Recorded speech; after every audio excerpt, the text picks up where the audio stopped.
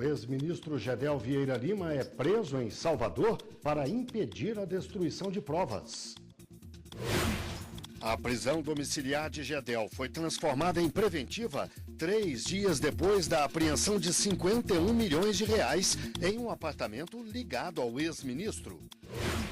O ex-procurador Marcelo Miller, advogado do dono da JBS, depõe à Procuradoria-Geral da República. Atenção às brincadeiras com o celular. Mensagens indevidas no ambiente de trabalho justificam demissão. E vamos conhecer melhor os direitos dos passageiros em relação às viagens de avião, especialmente no caso das bagagens. Essas e outras notícias agora no Jornal da Justiça.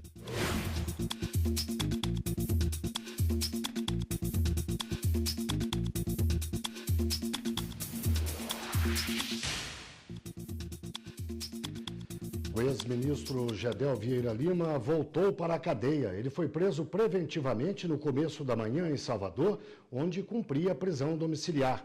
A Polícia Federal chegou à casa de Gedel bem cedo. Vamos ver os detalhes com a repórter Carolina Chaves. Boa tarde, Carolina.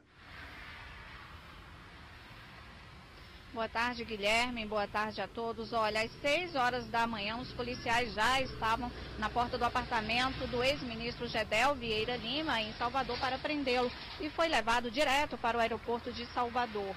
Além de Gedel, Gustavo Ferraz também foi preso preventivamente. Ferraz é ligado politicamente ao ex-ministro Gedel Vieira Lima e ele foi exonerado agora pela manhã da Superintendência de Defesa Civil de Salvador. Um dos mandados de busca e apreensão foi cumprido no apartamento da mãe do ex-ministro. Os pedidos foram feitos pelo Ministério Público Federal para impedir a prática de novos crimes. Vamos ver agora na reportagem como foi a prisão. Gedel foi levado para o aeroporto de Salvador e encaminhado para Brasília, onde vai ficar à disposição da Justiça. A decisão foi da 10ª Vara Federal em Brasília. Ele foi preso 3 dias depois de a Polícia Federal encontrar mais de 51 milhões de reais em um apartamento em Salvador, emprestado para o irmão do ex-ministro.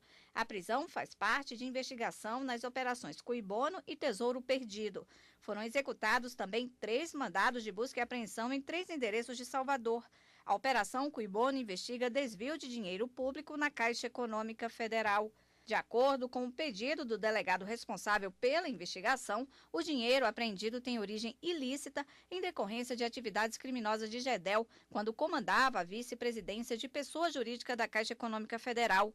No dinheiro encontrado no apartamento utilizado por Gedel, foram identificadas impressões digitais dele e de Gustavo Pedreira do Couto Ferraz, comparsa de Gedel, que também teve a prisão preventiva decretada. O delegado justifica ainda que a medida contra ambos é necessária para garantir a ordem pública e a aplicação da lei penal. Gedel estava em prisão domiciliar por obstrução da justiça.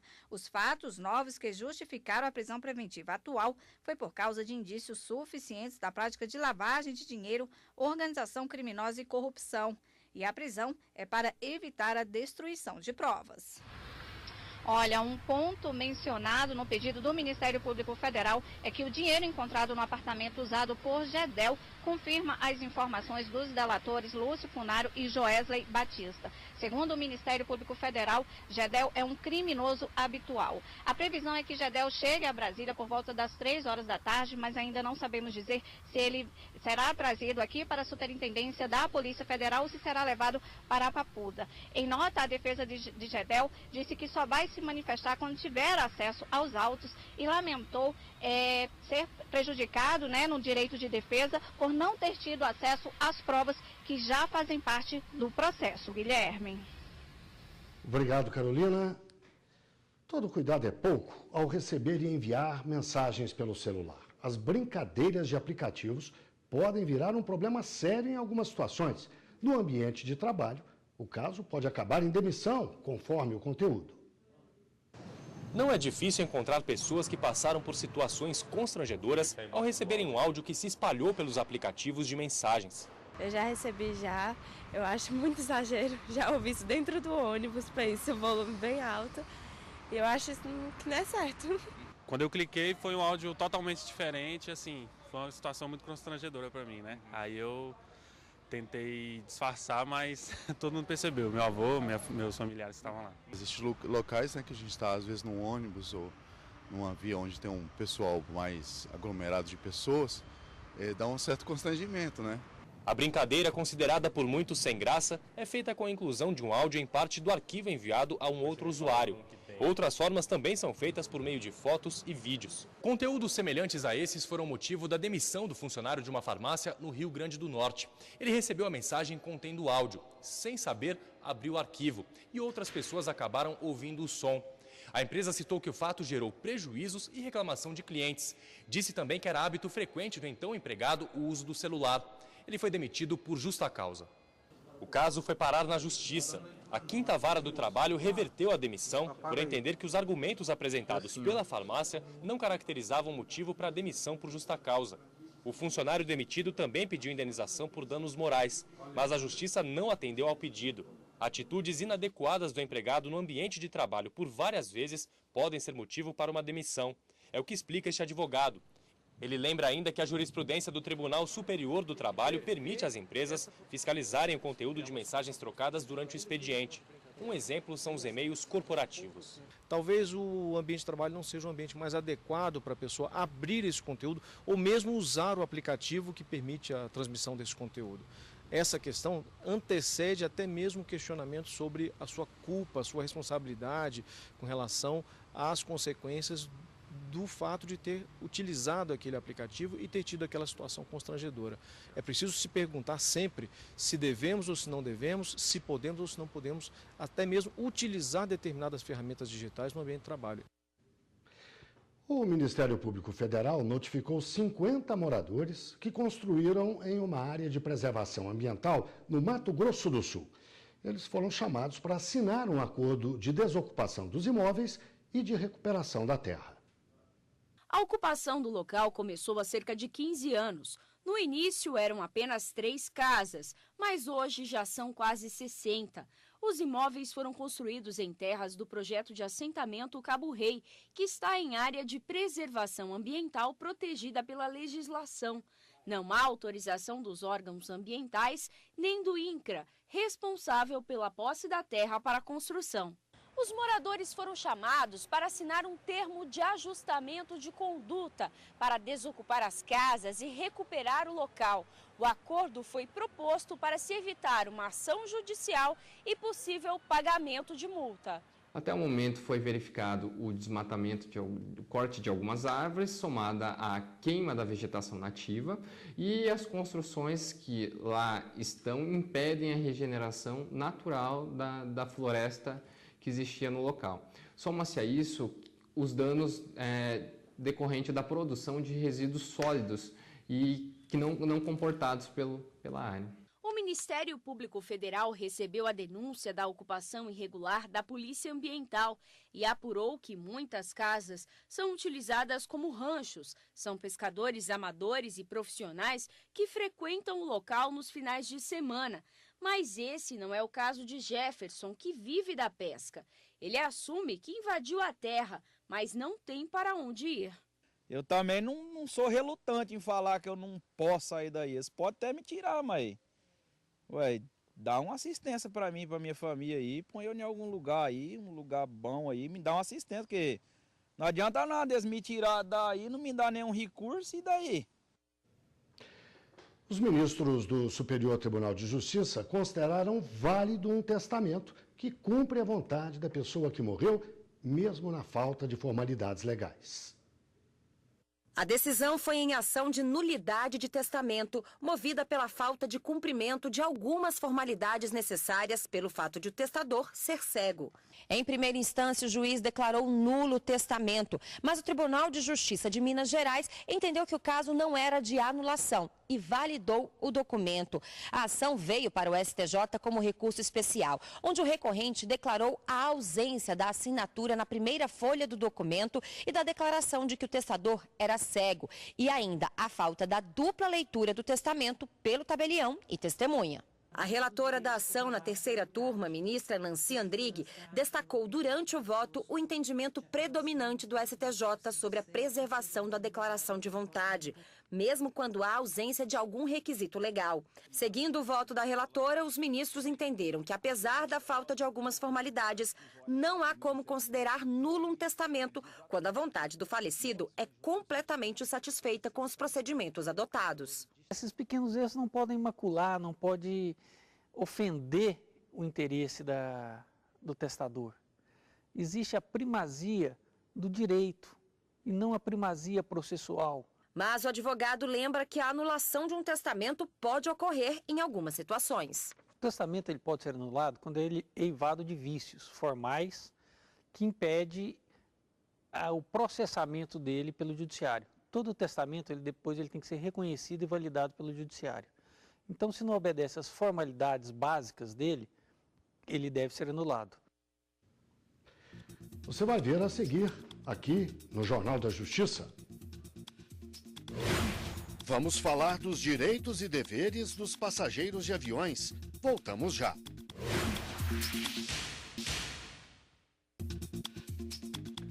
O ex-procurador Marcelo Miller deve prestar depoimento à Procuradoria-Geral da República nesta sexta-feira no Rio de Janeiro.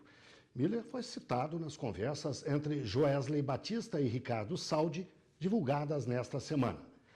A repórter Evne Araújo dá as informações ao vivo. Boa tarde, Evne. Oi, Guilherme, boa tarde. Pois é, o Marcelo Miller ele é suspeito de ter influenciado o acordo de colaboração premiada de executivos da JF na Operação Lava Jato, por causa dos áudios entregues à Procuradoria-Geral da República na semana passada, onde Joesley Batista e Ricardo Saldi mencionam o nome de Miller nas gravações. O ex-procurador foi intimado em um procedimento interno da PGR que vai decidir se revisa ou não o acordo de delação, o que pode resultar, inclusive, no pedido de prisão dos colaboradores. Nessa quinta-feira, Joesley, Saldi e Francisco de Assis e Silva prestaram depoimento na Procuradoria-Geral da República. Guilherme. Obrigado, Evne. A resolução que mudou algumas regras no transporte aéreo brasileiro completa 6 meses. Entre as alterações está a cobrança pelo despacho de bagagens. O peso da bagagem de mão em voos nacionais aumentou. Antes, só era possível levar no avião até 5 quilos. Com a nova regra da ANAC, as companhias podem permitir o embarque do passageiro com mala de até 10 quilos, mas vai depender da aeronave. Isso pode até ter sido bom para quem costuma fazer viagem rápida e não precisa levar muita bagagem. Já para quem vai de férias, por exemplo, é preciso ter bom senso na hora de decidir se despacha ou se leva a mala na mão, porque o espaço na aeronave permaneceu o mesmo. O objetivo de aumentar o peso da mala e cobrar de quem despacha é diminuir o valor das passagens para quem costuma viajar sozinho ou levar só o básico. Essa nova forma de operar no Brasil poderia tornar o mercado mais competitivo com empresas de custo baixo. A empresa aérea que aumentar a franquia da bagagem e não reduzir o valor das passagens pode ser questionada na Justiça. Bem, os direitos e os deveres dos passageiros de avião são assunto da nossa conversa com a advogada Simone Magalhães. Boa tarde, Simone. Boa tarde. Obrigado por estar aqui conosco. Eu que agradeço. Bem, na época que a resolução foi editada, a justificativa que se deu para a mudança nas regras das bagagens era de que as passagens iriam cair de preço. Muitos passageiros reclamam que isso não aconteceu. E agora? Cabe reclamação? Realmente, foi a principal justificativa, né? Para que as bagagens pudessem passar de uma remuneração indireta, como era antes, para agora uma remuneração direta, ou seja, o passageiro ele paga hoje pelo despacho da sua bagagem. É claro que é uma faculdade, a empresa aérea pode cobrar ou não, mas em geral as empresas já começaram a fazer essa cobrança, né? A expectativa ela foi muito grande em cima do consumidor, justamente esperando que o valor da passagem aérea tivesse realmente uma redução. Contudo, nunca foram apresentados dados concretos, por exemplo, qual o custo que esse serviço de transporte de bagagem representa em uma passagem aérea, alguma projeção sobre porcentagens de queda de preço, por exemplo. Esses dados eles não foram mostrados à sociedade, né? Justamente por isso, dificulta dificulta atualmente saber realmente quanto a passagem aérea deveria ter caído ou se ela vai cair no futuro. É sabido que esse tipo de mudança, esse tipo de medida, elas não têm um benefício imediato, né? São situações que precisam de um médio ou longo tempo para que o consumidor consiga realmente perceber alguma diferença no valor da passagem. Então, vai ser preciso esperar aí 3, 4 anos para saber se aumentou ou não. E mesmo assim, essa conta é complicada, né? É bastante complicada. Afinal de contas, o setor aéreo é extremamente complexo, né? Depende de situações internacionais, muitos custos são em dólar, depende também de questões econômicas do nosso país e do mundo, né? A intenção é que realmente o preço da passagem diminua, né? Porque essa medida de cobrança das bagagens, elas colocam o país numa situação de padrão internacional. Só que existem outros fatores que não foram observados, né? Esse dado isolado é um direcionador? Sim. Mas até o consumidor conseguir realmente perceber um benefício, demora realmente algum tempo. Demore ou não, complicado ou não a conta, é importante que depois o consumidor cobre. Mas vamos falar agora do extravio de bagagem. Quais são as regras nesse caso? Bom, em caso de extravio de bagagem, ou seja, se o consumidor chegou até o aeroporto e percebeu que a sua bagagem não chegou, o primeiro passo é justamente fazer um protesto junto à empresa aérea. O ideal é que ele nem saia daquele ambiente ali onde ele recebe as bagagens. Geralmente fica algum representante da empresa lá, ele pode se dirigir a esse representante, preencher um formulário próprio para isso, né? E a partir desse momento, a empresa aérea ela tem um prazo de até 7 dias, caso o voo seja nacional, ou até 21 dias em voos internacionais para tentar localizar essa bagagem e remetê-la até o endereço que o consumidor estipulou lá naquele formulário. Eu já vi uma recomendação para que a pessoa, antes do embarque, fotografe os pertences que tem na mala, com a mala aberta, fotografe e guarde aquilo para a eventualidade da mala ser extraviada. Isso tem algum valor legal perante a companhia? Olha, estava aqui, está aqui a foto, tinha isso, isso e isso. Tem valor legal? É interessante sempre constituir prova. Não se sabe se no caso concreto a fotografia da mala aberta realmente vai influenciar em alguma decisão ou não. Mas é interessante que o consumidor sempre faça a prova, né? Seja por fotografia, por filmagem, guarde aquele ticket da bagagem, né? É importantíssimo isso.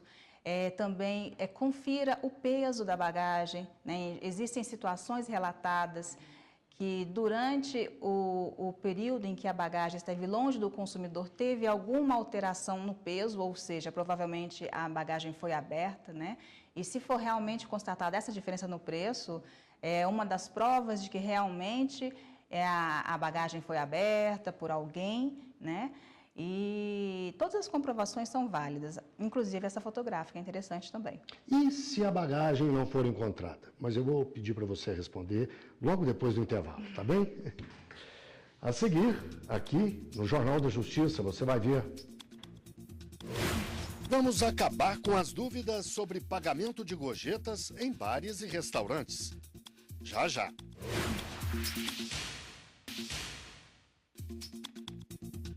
Nós voltamos a falar dos direitos e deveres dos passageiros de avião com a advogada Simone Magalhães. Há pouco eu lhe perguntei, Simone, se a bagagem extraviada não for encontrada, o que o passageiro deve fazer?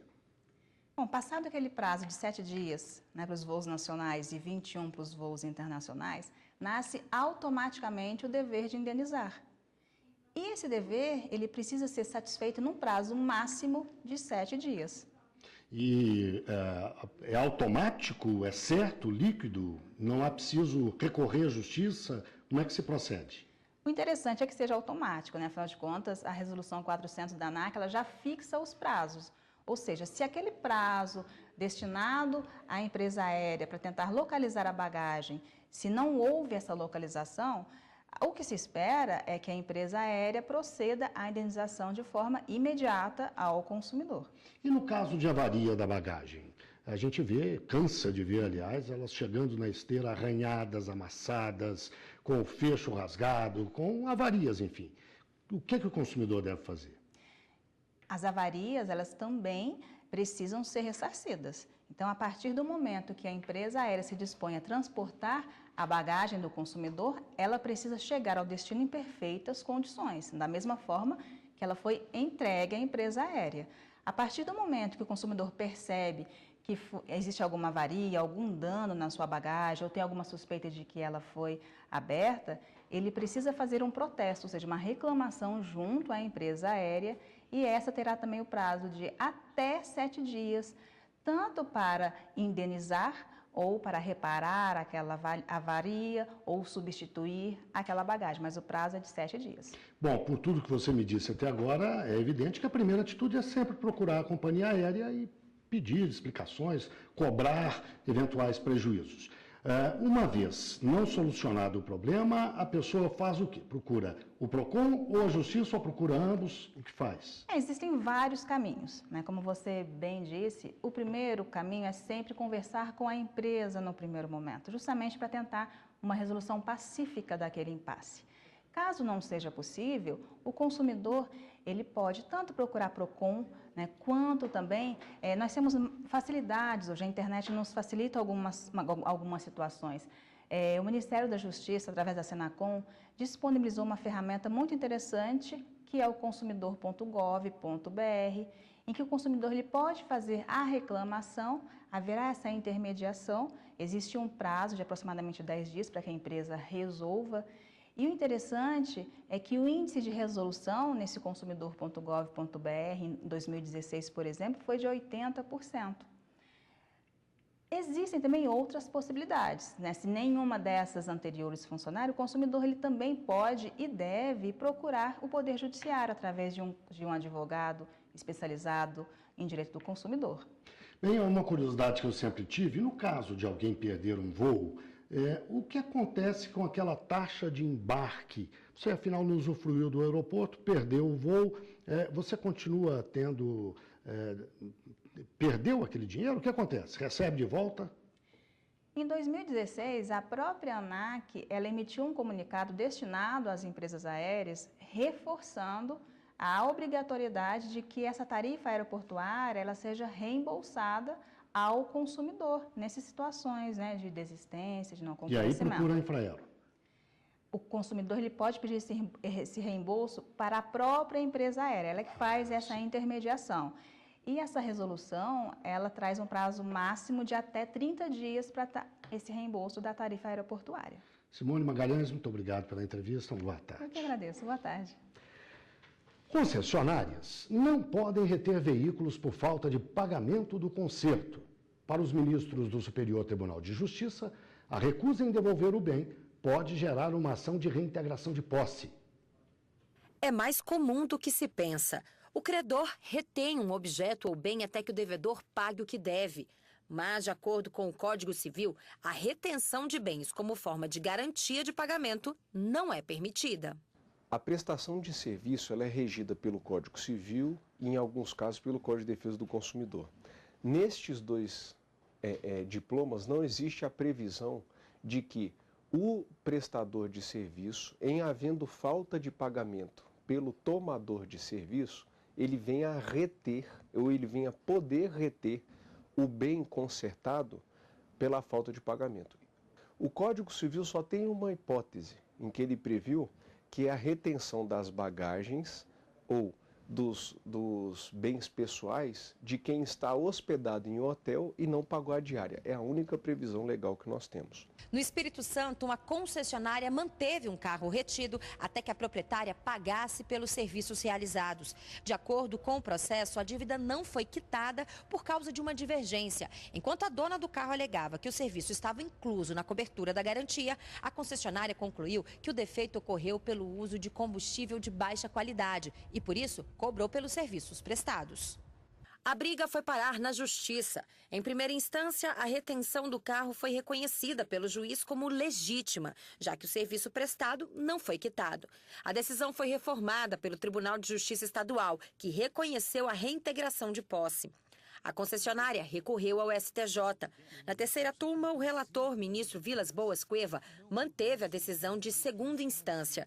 Ele explicou que a concessionária não poderia exercer o direito de retenção sob a alegação de ter realizado benfeitoria no veículo. Se a concessionária quer se precaver quanto falta de pagamento, ela tem que buscar outras garantias que os meios de pagamento oferecem.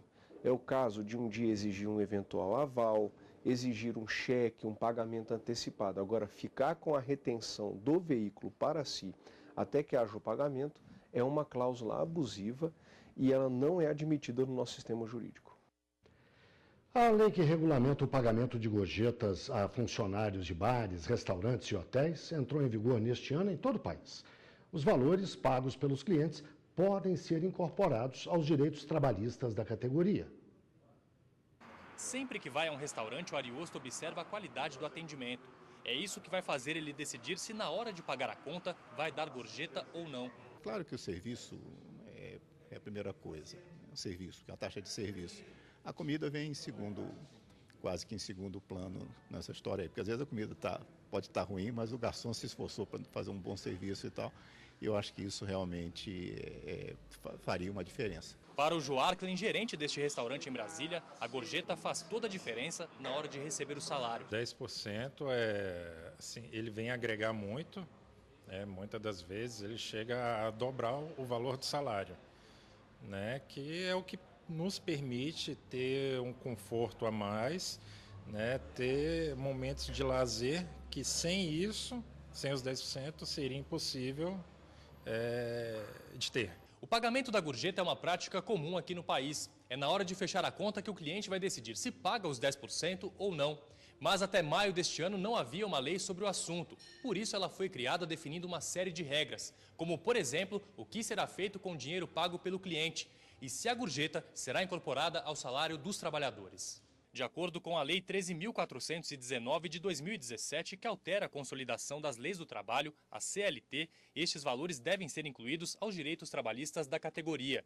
Eles vão incluir sobre INSS, FGTS, 13º salário e férias. Ficam de fora o descanso semanal remunerado e as horas extras. Para garantir que os direitos sejam pagos, a lei também permite às empresas reter uma parte do valor. No caso das microempresas, 20% do total arrecadado. Para empresas maiores, 33%. O empresário vai reter, se for microempresa, 20% ou 33% em caso de uma empresa comum, para fazer face às despesas que agora ele vai ter de garantir férias e 13º e pagamento de FGTS e INSS, incorporando o valor da gorjeta a esse funcionário. O não cumprimento desses deveres por parte dos empregadores pode gerar graves consequências, como o pagamento de multas. Mas é sempre bom lembrar, o pagamento da gorjeta continua sendo opcional. O Jornal da Justiça, primeira edição, fica por aqui. Outras notícias você vai ver às 6h30 da noite na segunda edição. Boa tarde, bom fim de semana.